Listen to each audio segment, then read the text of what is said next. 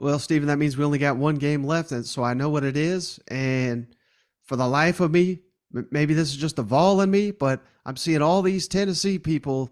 They're already claiming victory over Pitt, while you got Pat Narduzzi out here. He's rallying the troops. If you haven't seen it, calling out the fact that Pitt's an underdog, even though they won the ACC.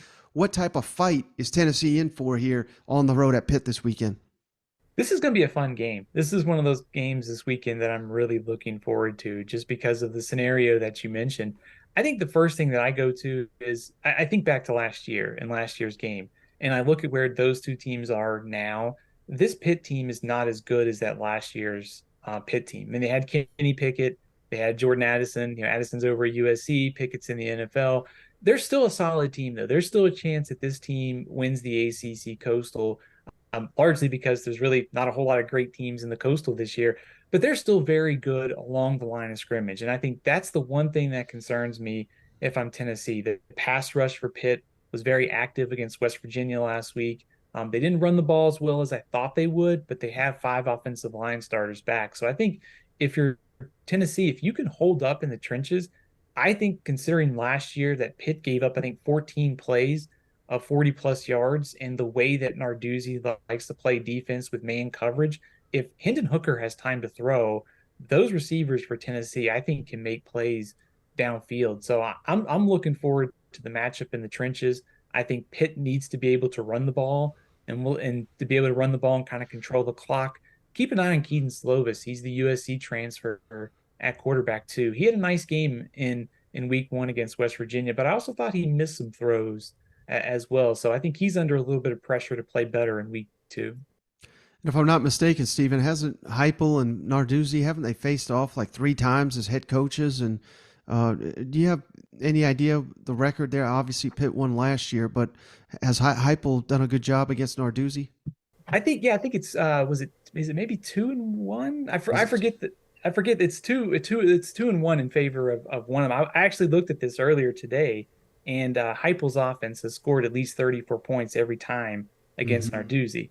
But actually, what's interesting is 7.2 yards per play the first time they played at UCF. It was down to 5.6 and 5.7. So it has gone down in terms of productivity the last couple years since that first meeting.